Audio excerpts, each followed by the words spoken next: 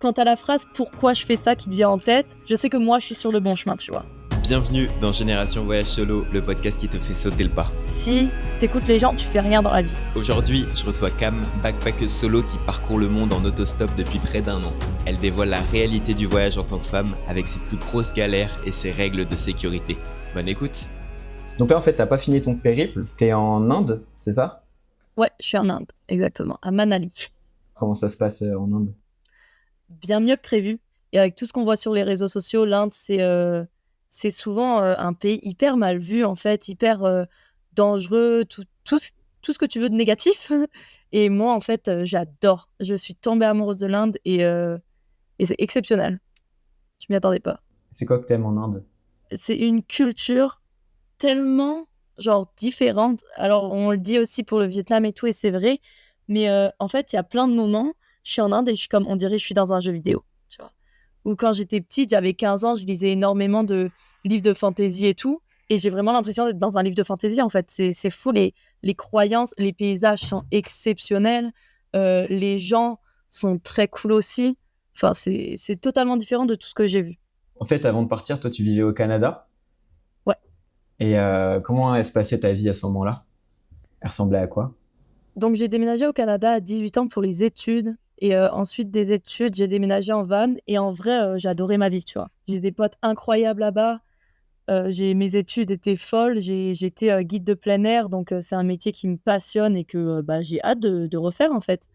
Mais en 2023, en tant que tel, juste avant le voyage, c'était pas fou. Je me suis fait tromper, larguer. J'ai vécu dans 2 vannes différents, à 3-4 endroits différents, à faire 3-4 jobs différents en un mois. J'ai perdu ma petite cousine. Et en fait, ça m'a fait un électrochoc. Et j'ai dit, vas-y, tu sais quoi, fuck off. J'ai toujours voulu faire un gros trip, donc c'est maintenant ou jamais. J'ai tout vendu et j'ai pris mon one-way ticket. Et tu te sentais comment à cette période-là? Pas fou. Tu sais, j'étais vraiment perdue. Et en fait, j'étais perdue et pas, en fait. J'étais perdue, mais je savais ce que je voulais faire. Je savais que je voulais faire ce trip. Je savais pas si j'en étais capable. Je suis partie en disant à mes potes, vas-y, si ça se trouve, on se revoit dans 2 mois, tu vois. Et là, ça fait 9 mois, du coup, que je fais ça. Mais ouais, c'était pas fou. C'était pas fou, mais j'avais vraiment cette mentalité de tout passe, tu vois. Toutes les douleurs, même les moments de joie, il y a tout qui a une fin comme ça, un début, tu vois. Du coup, ça va. Ok, donc à cette période-là, t'as tout revendu. Ça a été dur de tout revendre et... Pas trop. Parce qu'en fait, moi, je suis pas quelqu'un qui a vraiment eu une stabilité depuis mes 18 ans, tu vois. 18 ans, je suis partie en Australie pour 5 mois. Je suis revenue vite fait chez mes parents. J'ai déménagé au Québec. Alors, ouais, au Québec, j'ai eu une stabilité pendant 3 ans. Mais ça a été dur pour moi de commit et de me dire, vas-y, pendant 3 ans, je reste au même endroit.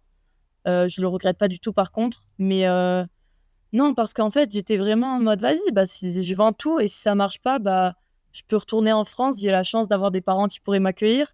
Et sinon, je peux toujours revenir ici. Et l'avantage du Canada, c'est que c'est très simple de trouver un boulot. Et je sais que j'aurais pu revenir chez mes employeurs. Donc, je ne suis pas stressée avec ça, tu vois. Je suis comme, vas-y, fuck it. Ok. Et justement, par rapport à ton entourage, comment ils l'ont pris quand t'as annoncé ton projet? En fait, quand l'idée m'est venue, j'étais dans une petite chambre d'hôtel miteuse avec que des drogués autour de moi, mais des bons gros drogués. Et j'ai envoyé un vocal à ma meilleure amie. J'ai dit, meuf, je pense que je lâche tout et je fais l'Indonésie à la France en stop. Et en fait, je venais de me faire larguer, ça faisait genre 3 jours, tu vois. Et du coup, elle m'a dit, cool, mais réfléchis-y, tu vois. Genre, c'est quand même gros. Je fais, ah, ouais, je vais le faire. Et mes parents, ils étaient pas tant surpris, tu vois. Eux, ça fait depuis que j'ai 14 ans que je leur envoie des trucs farfelus, des projets farfelus dans la tête. Du coup, ils étaient comme, ah, ok. J'ai la chance d'avoir des parents qui me soutiennent énormément, tu vois. Du coup, c'était même pas un stress de leur dire ou quoi. Et je savais que ils allaient peut-être s'inquiéter, mais qu'ils allaient jamais me dire, oh mon Dieu, pourquoi tu fais ça, tu vois. Ça, j'ai cette chance-là. Parce que tu dirais que t'avais un profil un peu d'aventurière depuis longtemps? Ouais, après, aventurière, je trouve que c'est un grand mot, tu vois. Mais ouais, en fait, à 13 ans, on a fait un premier voyage avec mes parents et mon frère en Thaïlande. Et en revenant de ce voyage-là, c'était un voyage tout organisé, tu vois. Genre, on a été dans des bus, on faisait rien, tu vois. Mais en revenant, j'ai dit à ma mère, maman, à 18 ans, je pars. Elle avait dit, oui, oui. T'inquiète. Elle s'est dit, tu vois, les études et tout. 18 ans, une semaine, j'étais dans l'avion pour l'Australie. et, euh, et ouais, après, j'ai eu la chance aussi à 15 ans d'avoir eu un groupe de potes exceptionnels qui m'ont fait découvrir le plein air. Et mon premier amour, en fait, il m'a aussi amené à faire du camping, de la rando, de l'escalade, tout ce que tu veux. Du coup, ça m'a beaucoup ouvert l'esprit et aidé. Du coup, à 16 ans, je suis partie une semaine en stop avec un pote en Suisse, pas d'argent, enfin, ouais. Et j'ai été éduquée avec la télé, tu vois, Pékin Express, Nu et culotté, tout ça. Donc ça a aidé aussi. Tu dirais, ouais, c'est les émissions qui t'ont aussi inspiré à partir après? Ouais, je pense. Je pense. Les émissions, les films, j'ai grandi avec mon père qui me parlait de Mike Horn et surtout de Mike Horn. J'allais dire d'autres aventuriers, mais c'était beaucoup Mike Horn. Du coup, ouais, l'aventure en tant que telle, ça a toujours été un peu dans ma vie, même si quand j'étais petite, j'allais pas randonner, à part si les chiens y venaient, tu vois. Et justement, tu dirais qu'elle vient d'où, en fait, cette inspiration de partir comme ça en Indonésie, en autostop jusqu'à la France?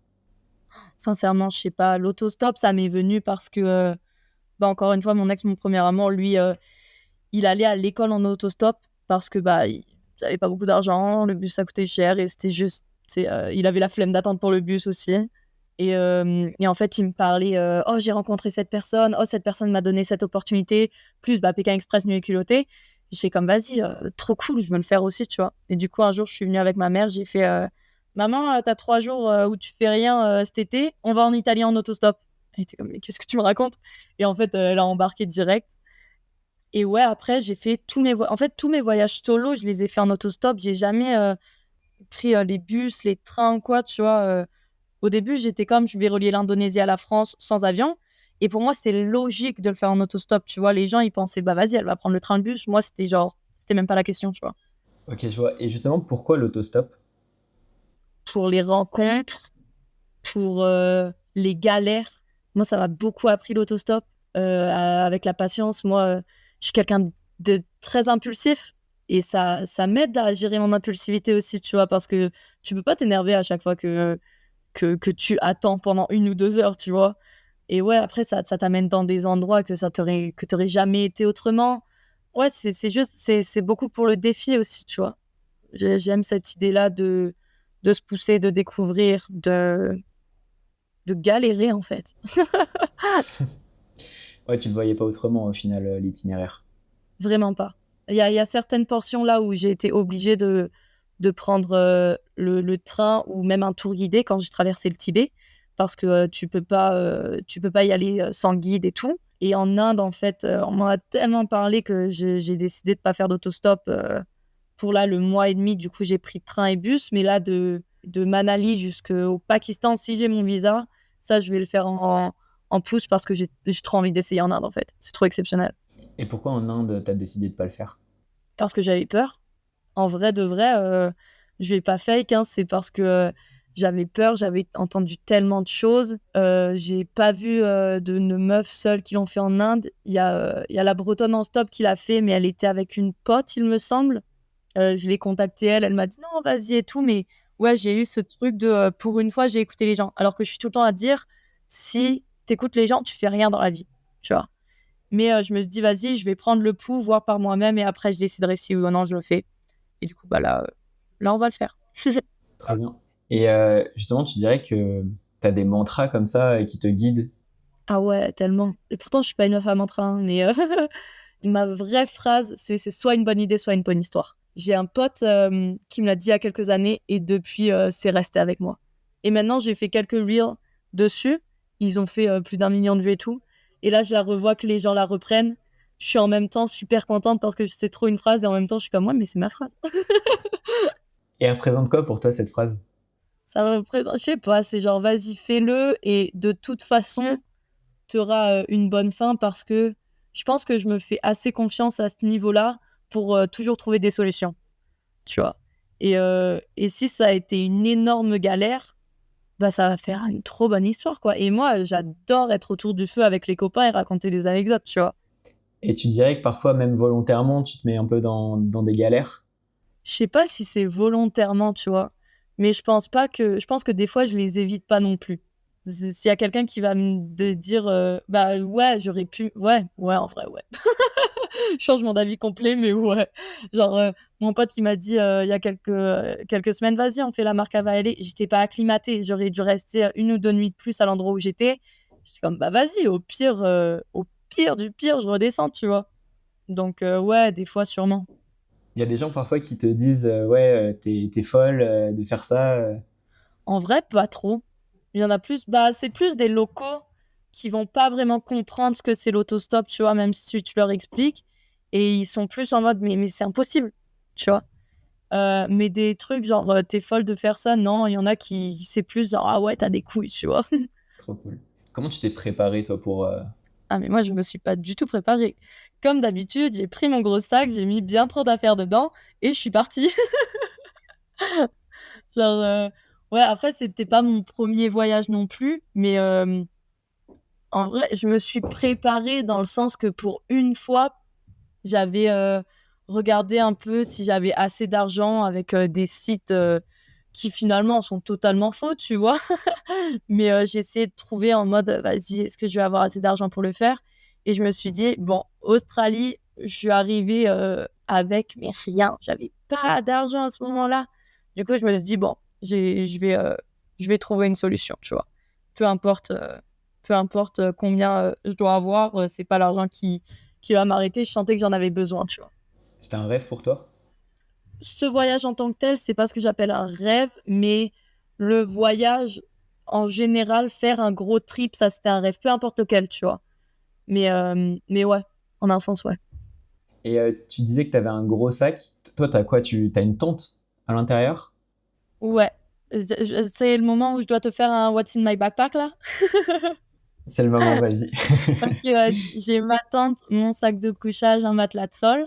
Ça, c'est pour ce qui est camping. J'ai mes bâtons de marche, j'ai mes chaussures de marche, des sandales et après, en fait, j'ai mon ordi, c'est un dinosaure et ma caméra que j'utilise presque pas, mais que voilà, ça coûte beaucoup trop cher pour que, je la laisse ici ou que je la vende ou quoi et je veux quand même la garder, tu vois? Du coup, ça fait peser le sac et sinon, ouais, j'ai un petit carnet, un petit livre et quelques vêtements, mais vraiment pas beaucoup de vêtements, quoi. Ah oui et j'ai mon harnais d'escalade et mes chaussures d'escalade. Faut trop que je m'en sépare, mais j'arrive pas, impossible. Et tu sais combien de kilos il pèse ton sac? Je sais pas, mais je pense une vingtaine, quoi. Moi, je suis une terrible overpackeuse, hein.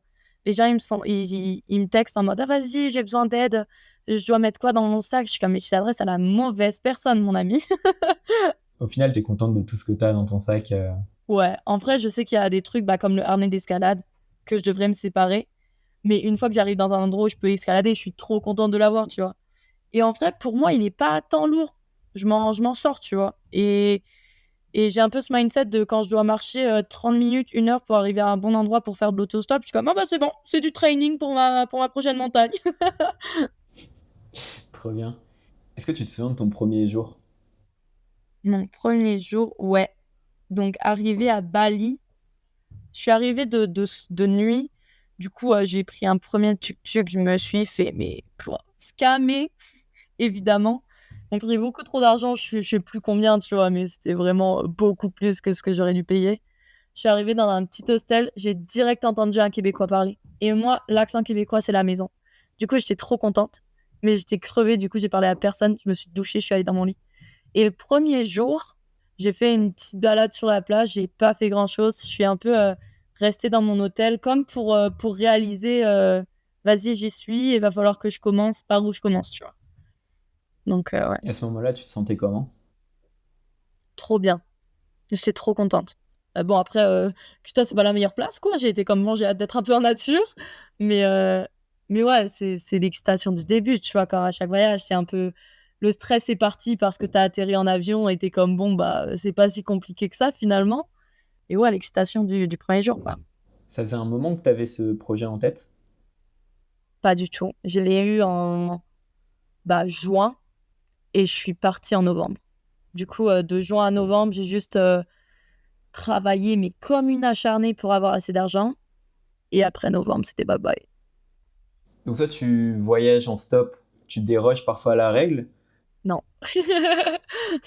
Non, parce que, en fait, tu sais, sincèrement, je m'en fous un peu de ce que les gens vont penser de moi sur les réseaux. Si je décide, d'arrêter, si je décide finalement de prendre le bus ou quoi, ça, je m'en fous.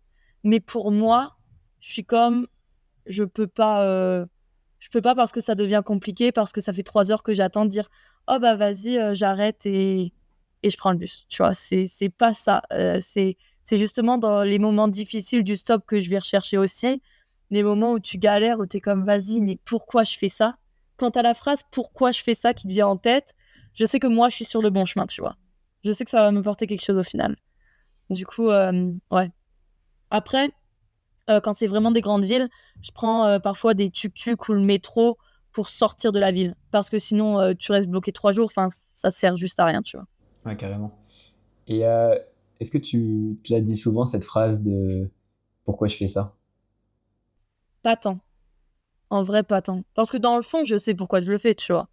Plus ou moins, je crois. Mais, mais non, la plupart du temps, quand je me la dis, c'est vraiment quand ça fait, mais des heures que j'attends sur le bord de la route, tu vois? Mais, autrement non, parce qu'il y a un truc que j'ai appris et que je retiendrai, j'espère retenir de ce voyage, c'est, que tout passe et de vraiment accepter mes émotions. Du coup, des fois, je suis vraiment en mode, je suis triste, je sais pas pourquoi ou je suis juste pas bien et tu sais, des fois, tu sais pas pourquoi et au lieu d'être comme: «Vas-y, mais pourquoi je suis pas bien? Non, faut que je me force à sortir». Bah, non, en fait, j'ai envie de rester toute la journée dans le lit à manger des gâteaux et regarder, YouTube. Bah, c'est ce que je vais faire, tu vois? Et bon, après, si ça dure 3 jours, c'est peut-être un peu trop, tu vois? Pour l'instant, ça m'est pas arrivé. Mais vraiment, le fait d'accepter tout ça, ça fait que, ouais, je sais pourquoi je le fais, je me donne du temps et on est reparti, quoi. Et alors, tu sais pourquoi tu fais ça? Ouais, après, je pense qu'il y a une partie que je sais, une partie que je saurai quand je rentrerai, tu vois? Ou que je saurai pas. Et je pense que c'est intéressant aussi qu'il y ait une partie que tu saches pas. C'est juste un truc au fond qui te pousse à le faire, que tu te dis: «Vas-y, j'ai trop envie de faire ça». Et je pense que c'est juste une partie parce que, ça me rend trop heureuse de tout découvrir et je suis passionnée par voyager et tout ce que le voyage englobe, tu vois? Les rencontres, les défis, tout ça. Et aussi, bah, pour prendre confiance en moi, en fait. Parce que, hey, je vais ça moi, c'est pas des beaux mots, mais je me vois vraiment comme une petite merde en vrai, tu vois? J'ai énormément de choses à me prouver et moi, avant ce voyage-là, maintenant je le dis moins, mais je disais tout le temps à ma mère: «J'ai l'impression de rien faire de ma vie». Alors que, tu vois, pour plein de gens, j'ai fait plein de trucs. Je suis allée en Australie, j'ai voyagé sans argent là, j'ai déménagé au Québec, enfin, je fais plein de trucs, tu vois? Mais j'étais comme: «Je veux quelque chose de plus grand». Un truc, tu sais, je vais sortir une phrase de Mike Horn là, mais il dit: «Si tes rêves ne te font pas peur, ils ne sont pas assez grands» et en fait, je trouve ça très vrai. Et celui-là, il te faisait peur? Il me faisait pas peur, mais j'étais comme: «Ouais, vas-y, si ça se trouve, je vais pas être capable». Parce qu'en fait, avant ça, je dirais qu'il y a 2 grands défis que, je me suis lancée dans ma vie et les 2 j'ai arrêté, tu vois? Genre, j'étais en Australie, j'étais censée être là, 1 an, travailler et tout. Après, 6 mois, je suis rentrée. J'ai commencé à faire, le trail des Appalaches, la partie québécoise. C'était censé être 1 mois. Après 7 jours, je suis rentrée et j'étais comme: «Vas-y, je suis capable de rien», tu vois? Ça me fait chier, j'abandonne tout, je suis une merde et en fait, durant ce voyage-là, j'ai aussi compris la raison pour laquelle j'ai abandonné les autres et la raison, c'est parce que je me poussais, mais beaucoup trop. C'était invivable. Australie, pendant 1 mois non-stop, je faisais du stop tous les jours, je m'arrêtais jamais, je savais pas comment voyager. Je pensais que c'était juste voir les trucs, tu vois? C'était mon premier voyage solo. Je dormais tous les soirs dans ma tente, j'ai bouffé, des oats avec de l'eau le matin et du riz et des lentilles midi et soir. Des fois, j'avais des petits cookies de Woolworths et c'était la folie, tu vois? Et l'autre, le trek, j'avais un sac, mais d'une enfin, tu vois la fille dans Wild là qui se met à 4 pattes pour soulever son sac? J'étais cette meuf-là. Genre, c'était impossible de le soulever et je faisais quand même du 30 kilomètres par jour et je le faisais en plus, pardon, les parcs nationaux du Québec, mais je le faisais illégalement, j'avais pas de thunes. Du coup, je posais ma tente illégalement dans les parcs, tu vois? Je ne recommande pas, mais c'est ce que je faisais, tu vois? Tu te poussais à bout, en fait. C'est pour ça que t'arrêtais. Ouais, de fou. Et au lieu de me dire: «Personne le fait comme ça, c'est normal que c'est trop», je me disais: «Bah, je suis nulle. Je suis pas capable de d'handle, la douleur ou quoi que ce soit». Mais, arrivé 7 jours de trek, 30 kilos sur le dos, 30 kilomètres tous les jours, je me mettais des énormes bandages autour du pied parce que sinon je pouvais pas marcher, tu vois. C'est juste pas possible. Et sur ce projet-là, tu arrives à équilibrer un petit peu? Ouais, tellement. Ouais. Et tu vois, hier, j'ai eu des galères avec mon visa pakistanais. Je me suis mise à pleurer. J'étais comme, mais j'ai tout le temps des galères, pourquoi ça marche pas et tout. J'avais mon pote qui est là, que j'ai rencontré il y a un peu plus d'une semaine. Et ouais, je me suis dit, vas-y, tu sais quoi, je me plains, je pleure pendant 5 minutes. Et après, on est sortis. Et en revenant, je dis comme, vas-y, tu sais quoi, peu importe que je puisse passer par le Pakistan ou non, que je dois passer par le Tibet, que je dois faire le tour du monde en bateau, je m'en fous. Mais ce projet-là, je vais le mener à bout, peu importe le temps que ça prendra. Et peu importe par où je dois passer, mais j'ai pas l'envie d'abandonner, tu vois. Du coup, je vais trouver une solution. Et bah, je vais la trouver. Et parfois, tu as peur de pas aller au bout? Non, je pense pas. Ça m'est pas encore arrivé de me dire j'en ai marre, je vais arrêter. Ça m'est arrivé de me dire j'aimerais être à la maison, en France, genre avec ma famille. Mais ça m'est pas arrivé de me dire je veux rentrer, tu vois. Ce qui, je trouve, est très différent. Et donc non, pour l'instant, pas pour l'instant, ça peut toujours arriver, hein, mais pour l'instant, non. Il te reste combien de jours, tu penses, jusqu'à la France? Si je prends mon temps, 5-6 mois, je dirais. Mais je peux pas dire, tu sais, si ça se trouve, il y a des pays que je vais pas tant aimer, où il va juste faire hyper froid et du coup, je vais vouloir tracer. Du coup, je sais pas si ça se trouve, j'ai le visa pour le Pakistan et dans 2 mois, je suis rentrée, tu vois. Ça va vraiment dépendre. Je vais tellement m'écouter parce que, ouais, je vais juste m'écouter et voir comment je veux faire ça, tu vois. Donc, je peux pas donner de réponse vraiment en vrai. Et c'est important pour toi de voyager lentement? Ouais, je voyage pas aussi lentement que je voudrais, mais ouais, ça l'est devenu. Premièrement, parce que si tu voyages trop vite, ouais, tu misses, miss. Ouah, oh non, je suis la fille chiante qui trouve pas mes mots en français. Tu manques trop de choses, tu vois. Mais ouais, il y a une phrase que je me suis dit, que je me suis ouais, que maintenant j'utilise. Je me dis: «Je préfère voir moins, mais avoir plus d'expérience», tu vois? J'adore aller dans des petits cafés et reconnaître le mec et qu'il me reconnaisse, tu vois? J'adore parler avec les gens de l'hostel et qu'ils se disent: «Mais qu'est-ce qu'elle fait encore là, elle?» Tu vois? Genre, ou connaître l'endroit. Là, Manali, c'est la deuxième fois que je viens, parce que j'y étais juste avant, 2 jours et j'aime trop. Je suis comme, j'ai mon pote que j'ai rencontré là, je suis comme: «Vas-y, tu veux aller à la pharmacie? Je sais où elle est, viens là». C'est trop cool, tu vois, en voyageant et ça t'aide à créer des relations aussi, tu vois? Même avec les locaux, si tu vas trop vite, tu vas peut-être rencontrer des voyageurs, mais pas des locaux, tu vois? Ok, super intéressant. Et par rapport au stop, toi, comment tu t'y prends? Hem, alors ça dépend où, tu vois? Mais là, pour l'Asie, je sais qu'en Europe, je vais changer ça, mais en Asie, en gros, il y a un site qui s'appelle, Wikichecker, qui est vraiment cool et qui t'explique, comment le stop un peu fonctionne dans chaque pays. Parce qu'il faut savoir que c'est différent d'un pays à l'autre, ou plutôt, ouais, d'un continent à l'autre, si on veut. Et ici en Asie, du coup, je me mets à un bon spot, du coup, en dehors de la ville où les voitures peuvent s'arrêter, où elles te voient de loin. Et en fait, tu fais, bah, les gens vont pas le voir là, mais tu fais ça avec ta main, tu fais des petits papillons. Genre, tu mets la paume vers le sol et tu la bouges comme pour dire de ralentir, en fait. Parce que si tu m'élèves le pouce ici, ils vont se dire: «Oh, super, elle m'annonce, elle me dit, bonne route», tu vois? Du coup, il faut que tu fasses le signe comme ça et ici, je prends un carton et j'écris ma destination dans le langage, du pays parce que, ça aide à comprendre, en fait, ce que je fais, tu vois? En Europe, je préférerais, ne pas l'écrire, par exemple et être la première à demander à la voiture: «Hey, tu vas où?» plutôt qu'ils me demandent, tu vois? C'est des petits safety tips un peu basiques, qui la plupart du temps vont servir à rien parce que la plupart du temps c'est safe, mais si jamais dans le pire des mondes, ça peut être utile, tu vois? Mais j'ai quelques règles, je les ai toutes au moins, pas respectées une fois, tu vois? Mais c'est, pas faire d'autostop la nuit et logique. Après, des fois, si je le sens pas, je dis que j'ai un pote qui m'attend ou mon mari ou quoi que ce soit, mais en vrai, sincèrement, la plupart du temps, je dis que je voyage seule. Je dis la vérité.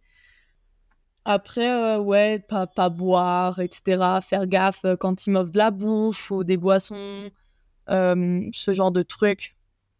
Je pense que c'est tout et en fait, la plus importante, je trouve, c'est bateau comme tout, mais c'est écouter son instinct, tu vois?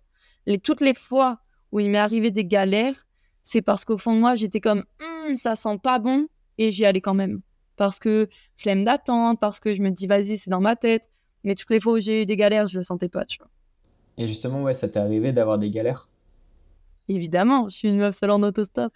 Ouais, bah, sur ce trip-là, en fait, la plus grosse galère, c'était, j'étais en Indonésie, du coup, j'allais à Bromo, qui est un endroit super connu pour voir le lever de soleil sur le volcan, du coup, sur Java. Et sincèrement, l'Indo, c'est l'endroit où je me suis sentie le moins safe pour faire de l'autostop, de tout ce que j'ai fait dans ma vie. Et en fait, ça fait genre 2 heures que je marche sous la pluie et tout, dans une pente, mon frère. Une grosse pente. Et il y a finalement quelqu'un qui s'arrête et il me dit: «Bah, vas-y», il est avec sa moto, il dit: «Vas-y, je t'amène au village, je vis là-bas». Je suis comme: «Parfait». Comme: «Tu vas où?» Donc là, je dis King Kong Hill. C'est l'endroit, très connu pour voir le lever de soleil, pardon. Et je me suis dit: «Je vais camper là». Parce qu'en plus, j'ai vu sur internet que c'était légal, qu'il y avait, que limite c'était un camping en fait, j'avais fait pas des vraies recherches sur internet. Limite, il y avait des gens, ils disaient: «C'est un camping». J'ai dit: «Vas-y, ça va être cool, tu vois? Je vais voir d'autres mondes». Et là, j'arrive, personne. Il m'amène jusqu'en haut et tout et personne et on parle, bah, seulement par Google Traduction, tu vois? Et il est super sympa, tu vois? Il me dit: «Vas-y, je suis guide ici, blablabla». Et moi, j'avais pas mangé la journée. Quand je fais de l'autostop, en fait, je suis tellement focus sur l'autostop que je mange rarement et je dis: «Vas-y, j'ai vu qu'il y a un resto en haut, est-ce qu'il est ouvert?» Il me dit: «Non, pas du tout, mais vas-y, si tu veux, je t'amène des snacks». Je suis comme: «Bah, vas-y, trop sympa le gars», tu vois? Et il me dit: «Vas-y, tu peux poser ta tente là». Il y avait un petit, abri en béton. Du coup, j'étais comme: «Parfait, si c'est à la pluie et tout». Mais là, je le sentais pas, tu vois? Mais je disais: «Vas-y, il est sympa». Je me forçais à me dire: «C'est dans ma tête». Il me dit: «Vas-y, pose ta tente, pose ta tente». Et moi, de base, je voulais pas la poser, je voulais aller plus loin, me cacher et tout, que lui sache pas et que les autres gens sachent pas que je suis là. Et il me dit: «Non, non, mais vas-y, tu safe, c'est gratuit, blablabla». Je suis comme: «Vas-y, j'overthink». Je mets ma tente. Finalement, il part, il revient, je sais plus, 30 minutes, 1 heure plus tard. Il fait nuit et il revient avec des snacks. Je dis: «Vas-y, combien ça t'a coûté et tout?» Il dit: «Non, non, c'est bon, je te le paye, pas de problème et tout». OK, bah, trop sympa, tu vois? Et ça arrive des gens sympas comme ça. J'ai parlé de cette expérience-là sur les réseaux. Tout le monde est comme: «Ouais, mais quand quelqu'un est gentil comme ça, faut se méfier». C'est pas vrai, il y a des gens qui sont exceptionnels, tu vois? Et qui donnent sans rien attendre en retour. Et du coup, lui, super sympa et là, il est comme: «Est-ce que je peux m'asseoir dans ta tente?» Dans la tête, je suis comme: «Vas-y, ça, c'est le no-go». Mais il m'a amené des snacks, il est venu, il est gentil. Je dis: «OK, vas-y», tu vois? Et c'était l'erreur à pas faire évidemment, tu vois? Je suis 100 débile d'avoir fait ça. D'abord, il est assis et au fur et à mesure qu'on parle, toujours sur, Google Translate, il se met de plus en plus à l'aise jusqu'à être carrément couché dans la tente, tu vois? Et au bout de, je sais pas, 30 minutes de discussion, je lui dis: «Vas-y, est-ce que tu peux partir? Parce que, bah, je veux dormir». Et comme: «Non, mais tu peux dormir, même si je suis là». Je suis comme: «Mais pas du tout, en fait». Pas du tout. Et comme: «Mais vas-y, tu peux même prendre une photo de moi et tout, je fais rien de mal, pourquoi tu fais ça?» Avec tout ce qu'on s'est dit, on s'était rien dit, on parlait voyage, tu vois? Je l'encourageais à voyager s'il pouvait parce qu'il m'avait dit qu'il gagnait quand même bien sa vie et tout avec, être guide et qu'il voulait, bah, aller en Indonésie, un peu voyager en Indonésie et tout, tu vois? Et ouais, en gros, après, il a insisté pour que je dorme et j'ai commencé à péter un plomb. J'ai dit: «Vas-y, tu sors de ma tente». Du coup, là, il est sorti, mais il restait quand même, à l'endroit et tout d'un coup, il commence à me dire: «Vas-y, mais tu sais quoi? Fais-moi un bisou d'1 minute et je pars». Je suis comme: «Mais tu es malade? Tu as cru quoi?» Et il insiste, il commence à dire: «Vas-y, je te donne, 100 000». Je sais plus combien ça fait indonésien 100 000, mais c'est rien, tu vois? Et même si c'était beaucoup, en fait, on s'en fout, tu vois? «Vas-y, je te donne 100 000». Je suis comme: «Mais pas du tout, dis 200 000». Je suis comme: «Mais encore moins, enfin pas du tout, oublie ça». Et je commence vraiment à m'énerver et mais tu vois, genre la plupart de la conversation se fait par Google Translate. Du coup, c'est un truc, hyper passif-agressif. Enfin, c'est trop bizarre comme moment. Et après, il dit: «OK, bah, tu sais quoi? Tu me donnes de l'argent». Je suis comme: «Pas du tout. Genre, à cause de toi, je vais devoir, aller dans un homestay parce que c'est hors de question que je reste là. Du coup, bah, c'est mort», tu vois? Et là, j'avais fermé ma tente, il était encore là, on se parlait à travers la tente et je commençais à ranger mes affaires. Et ouais, au bout d'un moment, il continue à être là. J'ai ouvert la tente, j'ai fait: «Vas-y, maintenant tu dégages» et tout. En anglais, tu vois? Je lui dis: «Get the fuck out of here, je vais devenir violente, s'il faut, mais là, tu dégages». Et là, tout d'un coup, à ce moment-là, j'avais pas peur. Je sais pas comment mon cerveau était, tu vois? Mais j'avais pas tant peur. J'étais comme: «Il est un peu skinny, il y a moyen que je puisse, me défendre», tu vois? Si jamais. Et en plus, à ce moment-là, je trouvais plus mon couteau, je trouvais plus rien. J'étais comme: «Mais vas-y, pile le jour où j'en ai besoin», tu vois? Et du coup, il m'a tout d'un coup, je lui dis: «Get the fuck out of here». Il me fait: «Bouge pas, je vais ramener des amis». Je suis comme: «Moi contre lui, ça peut aller. Moi contre 5 autres mecs, ça va pas». Du coup, il est parti. J'ai rangé mon sac. Je l'ai jamais rangé aussi vite. Et j'ai détalé en courant au premier homestay. Il était à 5 minutes de marche, tu vois. Et je suis vraiment arrivée en face d'une madame. J'ai dit help. Et sur Internet, sur Google Translate, je lui ai dit j'ai un mec qui me suit, j'ai besoin d'une chambre. Elle m'a direct amenée, adorable. Elle m'a montré qu'il y a un lock sur la chambre. Je me suis mise à pleurer. Je pouvais pas appeler mes parents, mes potes, parce que déjà, il était super tard. Et en plus, vas-y, l'inquiétude qu'ils auraient eue, impossible. Mes parents, je leur ai caché pendant 6-7 mois que ça arrivait. Je leur ai dit juste récemment, tu vois. Et ouais, enfin, c'était un délire. Au final, ils ont pris trop soin de moi. Ils ont appelé les leaders du village. Le mec, ils l'ont retrouvé parce que j'ai pris une vidéo où on le voyait, où on entendait sa voix. Parce que j'ai commencé à filmer parce que j'étais comme... ça va être lui contre moi s'il y a quelque chose qui se passe. Du coup, il faut que j'ai des preuves. Et ouais, leader du village, il arrive, il lui met une grosse claque dans la tête. Moi, je suis comme, oula, c'était pas prévu ça. Et il y a un autre mec à côté, à chaque fois que lui parle en indonésien, il commence à lui tordre l'oreille et tout. Enfin, c'était un délire. Et ils me disent, vas-y, qu'est-ce que tu veux qu'on lui fasse? Je suis comme, mais comment ça? Je suis personne, tu vois, je suis pas un juge. Et j'ai dit, en fait, je veux juste que ça arrive plus à aucune autre meuf, tu vois. Et il s'avère que c'est arrivé à une autre meuf avec ce mec-là. Mais ouais, au final, j'ai passé ma nuit là. Et le jour d'après, je suis quand même allée sur le volcan. J'ai rencontré 3 mecs exceptionnels. On a voyagé ensemble 4 jours. Et sans eux, pour vrai, mon voyage, il aurait pris une autre tournure, quoi. Parce qu'en plus, ça s'est passé au début de ton voyage, l'Indonésie. Ouais. Tu t'es senti comment à ce moment-là? En fait, c'est bizarre à dire, mais j'ai l'impression que pour ce genre de choses, mon cerveau, il est un peu teubé, tu vois. Il est comme, c'est bon, t'as survécu, on passe à autre chose, tu vois. Genre, j'ai pas eu d'image, j'ai pas eu de grosses peurs de reprendre le stop. Après, je pense que ces 3 mecs-là avec qui j'ai voyagé, ils ont beaucoup aidé, tu vois, parce que ils m'ont donné un petit cocon pendant 4 jours. Et après, en fait, j'ai tellement fait de stop avant que je sais que c'est pas ça le stop, tu vois. Que c'est un risque qui peut arriver, mais c'est tellement minime. Enfin, j'ai dû prendre des milliers de voitures, tu vois, avant que ça arrive. Et en plus, la raison pour laquelle c'est arrivé, c'est parce que j'ai pas écouté mon instinct. Du coup, ça m'a juste renforcé l'idée de mais écoute-toi, tu vois, arrête de dire c'est dans ma tête. C'est dans ta tête, oui, c'est pour une raison des fois. Et c'est pas que ce mec-là. J'ai eu pas mal de retours de meufs à Bromo qui n'ont pas eu une super expérience à cause de prétendus guides, tu vois. C'est en Indonésie qu'il y a le plus de problèmes de manière générale?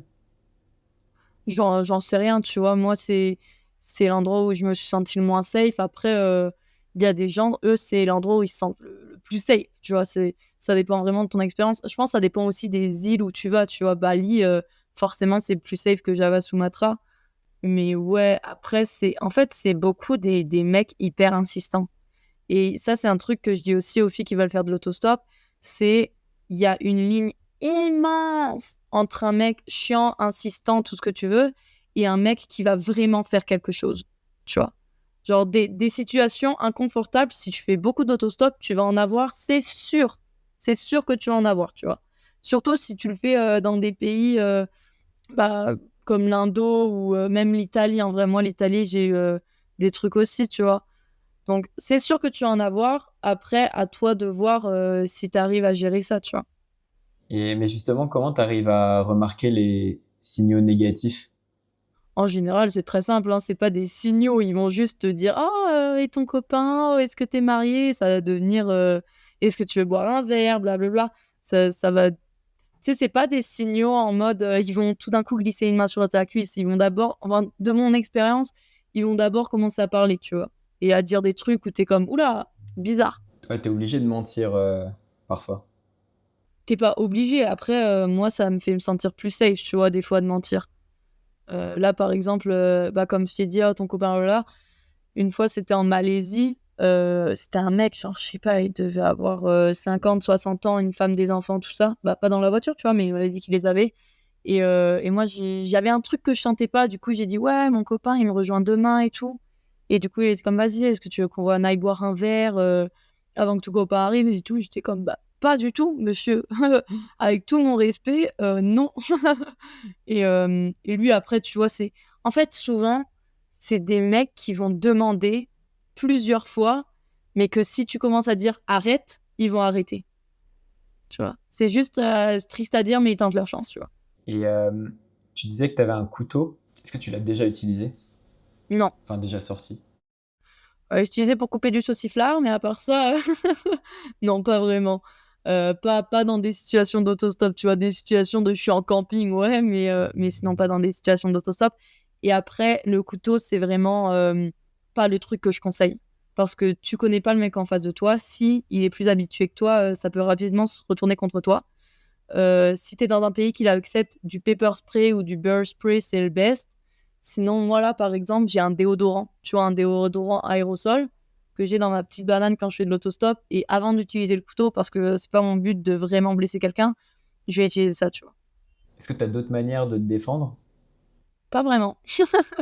Mais j'aimerais ça en rentrant en France ou sur le chemin, là, je sais pas, mais j'aimerais ça prendre des cours de Krav Maga ou un truc comme ça, tu vois. Quand j'étais plus petite, j'ai fait de la boxe, mais pas assez pour dire c'est bon, je peux boxer. Tu vois, c'était plus quelques mois et c'est tout. Est-ce que tu as déjà eu des situations comme ça en voiture où ça s'est mal passé? Ouais, mais c'était pas forcément sur ce trip-là. J'en avais en Australie. euh, une ou deux fois, il y avait des mecs que je leur demandais, vas-y, arrête-toi là, laisse-moi sortir, et qui me laissaient pas sortir. Après, dans ce genre de situation, c'est des fois compliqué de savoir est-ce que le mec est vraiment malveillant ou est-ce que il a une raison vraiment valable, tu vois, pour pas me laisser sortir. Il y a une voiture, j'ai presque sauté de la voiture, on pourrait dire, tu vois. Mais et sinon, en fait, c'était mon premier voyage en stop avec ma mère en Italie. On rentrait, on avait fait 3 jours exceptionnels, des gens trop cool et tout. Et en fait, ça faisait des heures, on attendait, c'était à San Remo, proche de la frontière en fait. Ouais, ça faisait des heures, on attendait. Tout d'un coup, il y a un mec qui s'arrête. Et d'habitude, c'est tout le temps moi qui allais en avant parce que ma mère, elle parle pas un pet d'anglais. Et là, cette fois-là, je sais pas pourquoi, elle me dit qu'elle me va en arrière. Je suis comme, ok, tu vois, genre, c'est ma mère, je l'écoute, je la crois, voilà. Et j'ouvre la porte et tout d'un coup, elle me dit ferme la porte, je ferme la porte. Et au début, elle veut pas me dire pourquoi. Elle me dit dis-lui qu'on n'a pas besoin de lui.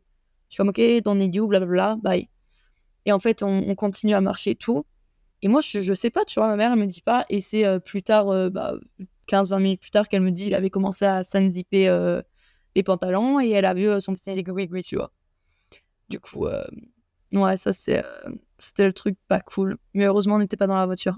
Mais ouais, ça fait un peu le tour de mes mauvaises expériences en stop. J'en ai pas d'autres. Comment tu fais quand tu le sens pas, mais que la personne elle est insistante? Bah, en fait, si t'es pas dans la voiture, c'est pas un problème, tu vois. Tu montes pas, tu dis j'ai pas besoin de vous et voilà.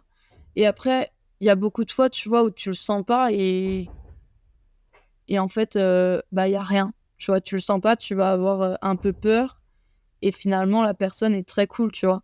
Du coup, souvent, en fait, il y a une différence entre ta tête qui te dit quelque chose et que ton instinct, tu le sens dans les tripes, tu vois. Et souvent, ta tête, elle s'inquiète pour rien. Et comment tu arrives à faire la distinction? C'est super compliqué. En vrai de vrai, c'est super compliqué. Du coup, je pourrais même pas te dire. Je peux juste te dire que des fois, la seule manière pour moi de faire la différence, c'est d'aller jusqu'au moment où c'est obvious, tu vois. Mais c'est hyper compliqué, tu Ok, ouais, je vois. Par rapport à l'argent, comment tu fais pour financer ton voyage? vois. Là, je voyage uniquement sur mes savings, l'argent que j'ai travaillé fort et dur pour avoir avant le trip. Je fais un tout petit peu d'argent avec la création de contenu. Bah, en fait, depuis que j'ai starté avec des liens affiliés, j'ai fait genre 700 $ peut-être. Parce que moi, je suis nulle en négociation. Du coup, pour travailler avec les marques, je suis vraiment pas la best, tu vois. Et je veux pas travailler avec n'importe quelle marque non plus. Et sinon, bah, j'ai les group trips qui là vont m'apporter un peu plus d'argent. Mais vraiment pas assez pour voyager, du coup, principalement, à part l'argent que j'ai eu en travaillant. Et là, il te reste assez pour aller au bout de ton trip? Ouais, ouais, bah oui, en vrai, il me reste 11 000, je pense, dollars canadiens. Et bon, après, c'est tout ce que j'ai, tu vois. Genre, j'ai pas d'autre argent, j'ai pas de saving vraiment et tout. C'est tout ce que j'ai dans ma vie. Du coup, j'aimerais bien rentrer avec encore un peu d'argent. Mais oui, ça va le faire. Après, à moins qu'il fasse froid à mourir, mon plan, c'était aussi de plus faire du camping en Europe. Et parce que je me sens plus... Enfin, c'est mon terre-terre, tu vois, je connais. Et Kirghiz, Kazakh, parce que toutes les étendues et tout naturel qu'il y a, c'est plus simple aussi. Parce que c'est hyper compliqué d'avoir des informations sur la légalité du camping dans les pays, en fait. Surtout dans les pays d'Asie. Euh, ouais. Et là, l'Asie du Sud-Est, bah, c'est peu cher. Et après, t'as des champs partout. Donc, pour trouver un endroit pour mettre ta tente, j'ai campé quelques fois, mais c'est galère un peu, tu vois. Et tu fais comment pour avoir ces informations? Je marque camping Thaïlande sur Internet et j'essaie de trouver. J'ai pas de... Malheureusement, j'ai pas de site que je connais super bien pour aider là-dessus. Si quelqu'un en connaît, s'il vous plaît, envoyez-le-moi. Ouais, dans les pays comme les États-Unis, Canada et tout, c'est tellement régulé que tu peux facilement trouver, mais Asie, c'est beaucoup plus complexe, quoi. Et tu sais combien t'as dépensé depuis que t'es parti? 12 000 par là, je pense. Du coup, ouais, ça me fait une moyenne de 881 par mois. Et tu sais, j'ai aussi fait à Nong Kiao, j'ai fait une rando. Enfin, j'ai aussi pris des tours. J'ai fait un pad, j'ai fait mon niveau 2 de plongée à Koh Tao en Thaïlande. Du coup, tu sais, j'ai aussi fait des gros trucs qui m'ont pris un chunk de money quand même, là. En fait, j'essaie juste d'être lucide et de pas dépenser comme une folle, tu vois. Genre, je vais aller pour les hostels les moins chers ou presque. Je vais aller pour la bouffe à 1 ou 2 euros, mais qui est trop bonne parce que c'est la vraie mama qui l'a fait. Du coup, non, j'ai vraiment pas de budget. J'ai un budget total que je dois pas dépasser. Mais à part ça, je vais au moins cher et je vois ce qui me reste, quoi. Et est-ce qu'on te dit souvent que tu voyages, donc t'es riche?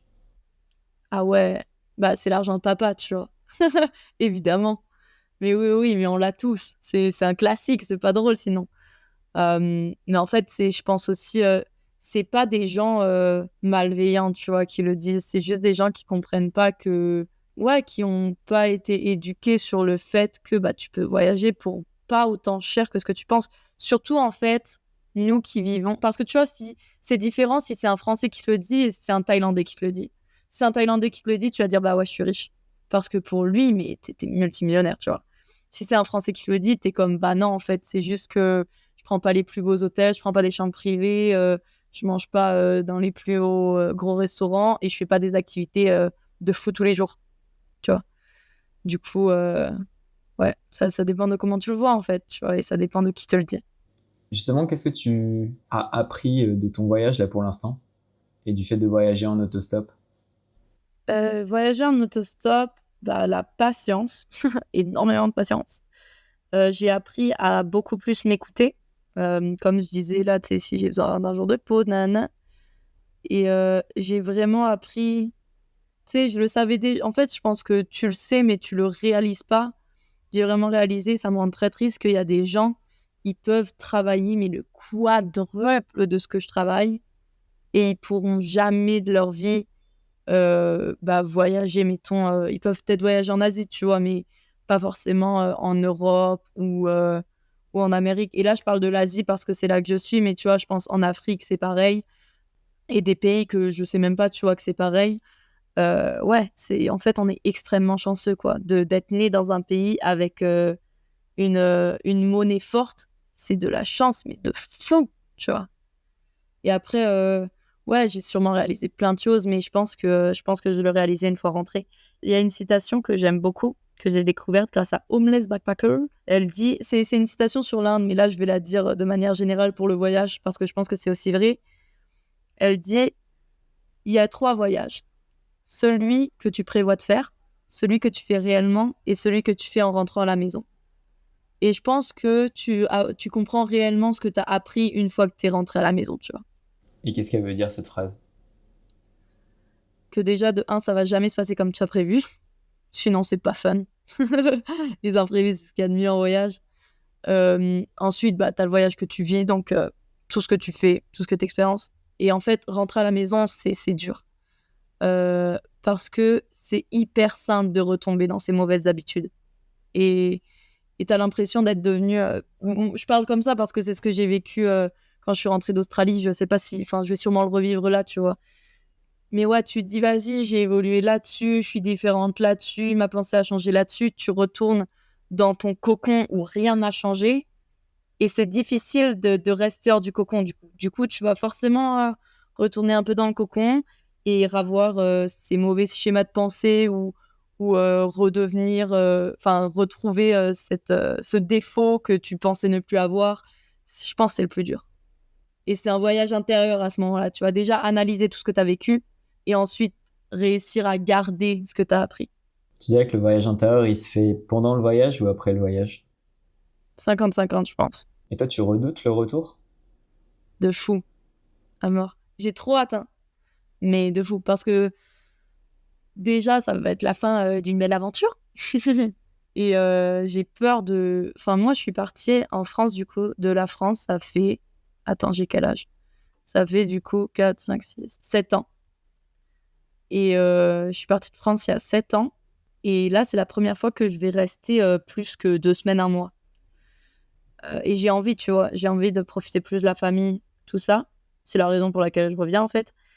Mais voilà, j'ai des problèmes à régler une fois rentrée en France. Et ouais, c'est qu'est-ce que je vais faire en France? Je sais pas comment t'achètes une voiture, je sais pas comment tu trouves un travail, même faire les CV, c'est différent qu'au Québec.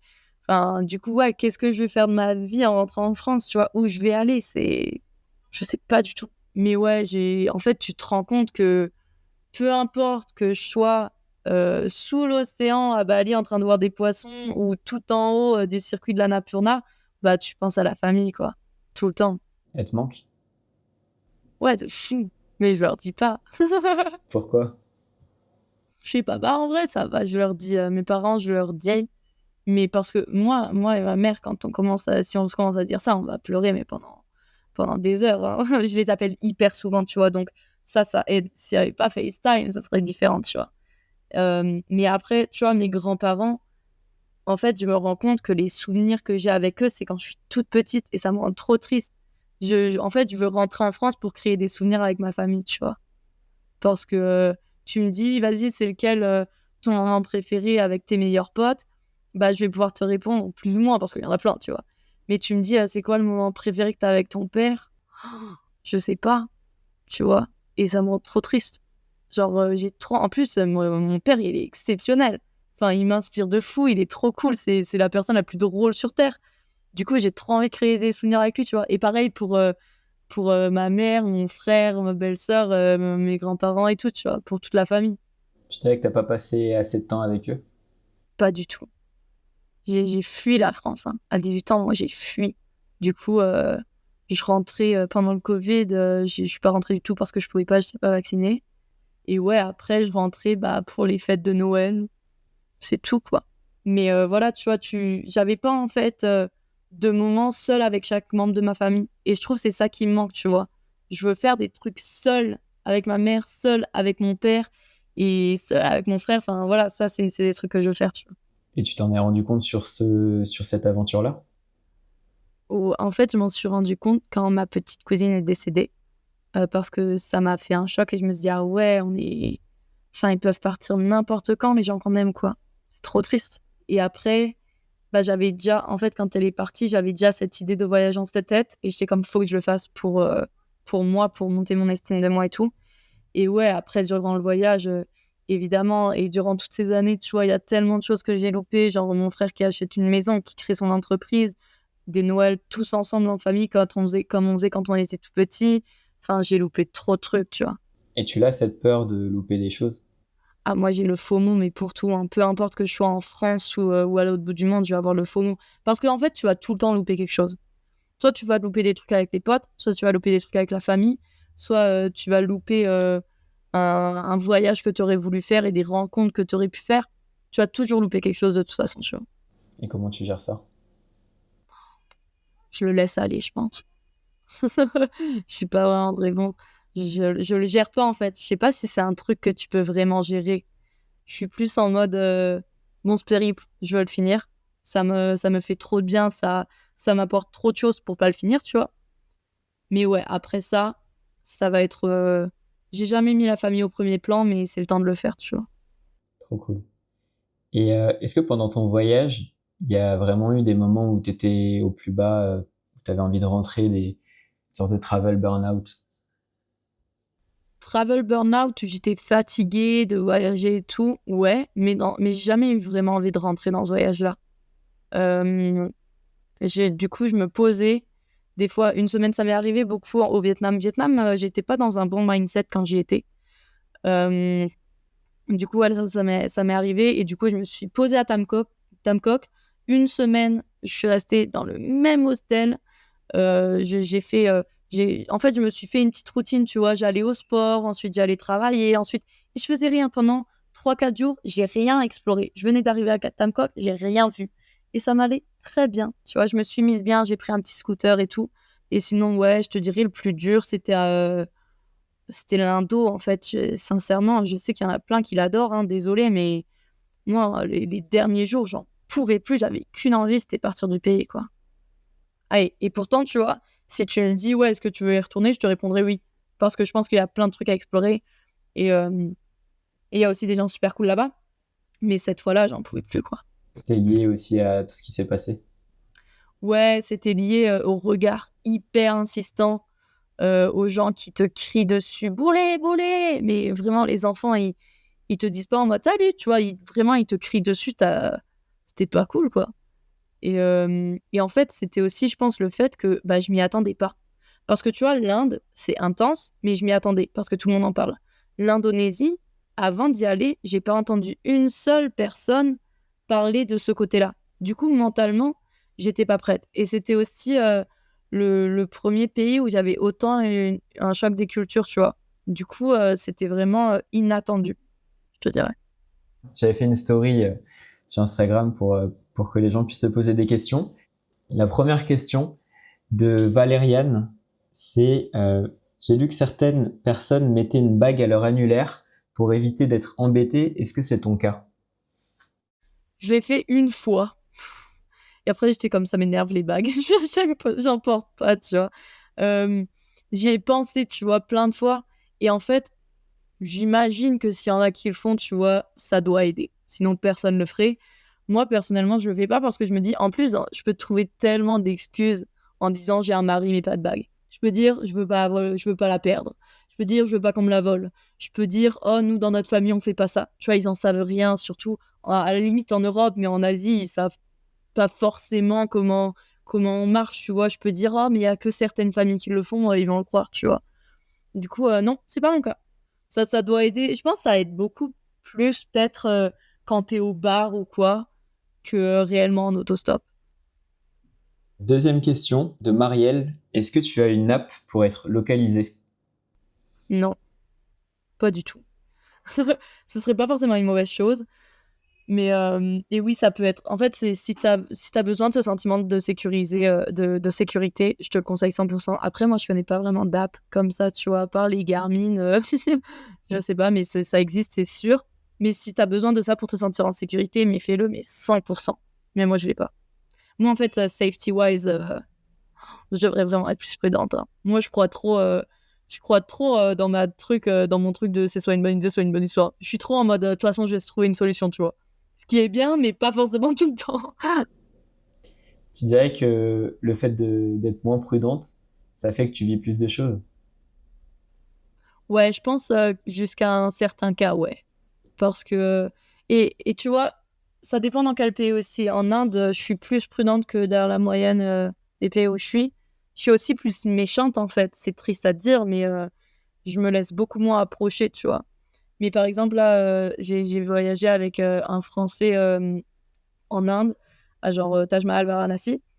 Et je voyais que j'étais, entre guillemets, moins prudente quand j'étais avec lui parce que c'était un mec, tu vois. Du coup, les locaux, ils étaient comme, vous voulez un chai? On était comme, ouais, let's go. On a fait une journée où on disait oui à tout, ou presque. Tu vois, c'est des trucs que seul, j'aurais pas forcément fait, tu vois. Une nouvelle question de Claire. Quels sont les pays à éviter pour des raisons de sécurité pour faire du stop en tant que femme? Je veux pas parler des pays où je suis pas allée. Parce que je sais pas, tu vois. Parce que là, tu dis ça, t'as direct envie de dire Afrique. Moi, personnellement, je pense pas que j'aurais les couilles de faire de l'autostop en Afrique, mais je suis sûre qu'il y a des meufs trop badass qui l'ont fait, tu vois. Ou en tout cas, pas seule. Je le ferai accompagnée, mais seule, je pense pas que je le ferai. Après, ouais, ça dépend tellement de comment t'es. Si t'es une meuf qui arrive à ouvrir ta bouche, l'indo, ça va aller, tu vois. Après, si c'est ta première fois, c'est pas forcément le pays que je conseille. Je pense pas que... Ouais, moi, je sais pas, sincèrement, je pense pas qu'il y a de bonnes réponses à ça, parce que si j'étais allée dans tous les pays, je pourrais te dire s'il y en a à éviter. Mais vu que j'y suis pas allée, je veux pas parler de ce que je sais pas. Est-ce qu'il y a des pays où justement c'est plus simple? Ouais, bah déjà, les pays qui savent ce que c'est l'autostop. Déjà en Europe, Canada, aux États-Unis, tout ça, ça va être plus simple que dans le fin fond du Laos. Parce que ouais, le nombre de fois qu'on m'a amené à la station de bus ou au taxi, ou qu'on m'a demandé tu veux aller au bus, et je dis non, non, je veux trouver des gens comme vous. Parce que si tu dis je fais de l'autostop, ils vont pas comprendre. Faut dire je veux trouver des gens comme vous qui m'amènent un peu plus loin. Mais le nombre de fois qu'ils disaient ah ok et qui m'amenaient quand même au bus. Enfin, donc ouais, plus facile, c'est les endroits qui savent ce que c'est l'autostop, quoi. Il y a eu pas mal de questions, mais je pense qu'on a répondu à la plupart des questions avec tout ce qu'on s'est dit avant. J'en ai une dernière, tu avais quand même plus ou moins répondu. C'est une question de Marika qui demande: est-ce dangereux de voyager seule en tant que femme en Asie? Je pense que ça dépend des pays. Mais overall, je dirais que non. Et c'est ça, l'Asie du Sud-Est, c'est vraiment fait pour les voyageurs. Enfin, c'est simple de voyager là-bas. Et je pense que le voyage, en général, surtout si tu l'as jamais fait, enfin, les gens pensent que le voyage, c'est beaucoup plus dangereux que ce que c'est réellement. Quand tu l'as jamais fait, tu penses vraiment que c'est hyper dangereux, alors que mais pas du tout. Surtout si tu prends... surtout si tu fais pas des décisions connes, quoi, tout simplement. Et après, tu sais, il y a un truc que peu de voyageurs, enfin, pas peu, mais pas assez de voyageurs font, c'est habille-toi selon le pays où tu vas. Alors, t'as tout ce truc de, oui, mais féministe, on peut s'habiller comme on veut. Ouais, dans ton pays, c'est le cas, mais quand tu voyages, c'est à toi de t'adapter. Tu vois, genre, si tu vois que toutes les femmes se baignent habillées, ou toi tu te baignes pas, ou tu te baignes habillé. C'est aussi pour respecter les gens, tu vois, genre y en a qui vont être choqués s'ils te voient en maillot, même si pour toi c'est normal. Enfin, moi plein de fois j'ai vu sur la Hajiang Loop des petites meufs qui étaient sur les scooters en arrière des locaux. Tu passes dans des petits villages, elles étaient limite en bikini, tu vois. Enfin, je veux pas attaquer personne, et même moi je l'ai fait, tu vois. Je suis arrivée en Indo, j'ai été comme let's go la plage, tu vois. J'ai appris ça en voyageant. Mais essaie de t'habiller de la manière dont les gens s'habillent, et ça va beaucoup aider durant les voyages au niveau de la sécurité. Par exemple, là, je suis en débardeur, mais si je sors, je vais me mettre un petit châle autour du moi, tu vois, pour couvrir les épaules. Quand je suis là, ça va parce que je suis à Manali et tout, mais quand j'étais à New Delhi vers en Asie, je me mettais carrément le voile sur la tête. Au Pakistan, le voile, il va pas quitter ma tête, tu vois. C'est sûr. Au final, c'est juste adapté à chaque pays. Ouais, c'est ça. T'es le voyageur, c'est toi qui t'adaptes. Tu sais, il y a plein de gens qui, surtout en France, tu vois, qui sont comme oh mon Dieu, enfin, il y a tous des ballas sur la burqa, tous ces vêtements-là. Ils sont comme ah oui, mais tu viens dans mon pays, il faut que tu t'adaptes. Bah ouais, mais toi, est-ce que tu t'adaptes quand tu vas dans le pays des autres? Pense à ça aussi, tu vois. Mais écoute, merci. Merci à toi, c'était très cool. Comment on peut te retrouver sur les réseaux? AdventureWCam sur Instagram. Et sinon, si vous voulez me retrouver en vrai, il y a aussi les voyages de groupe qui vont être organisés en Europe. Et ouais, je réponds à tous les DM. Du coup, au plaisir de vous parler. Merci d'avoir écouté cet épisode. S'il t'a plu, tu peux t'abonner et mettre 5 étoiles au podcast. C'est ce qui m'aide le plus. À lundi prochain. Ciao.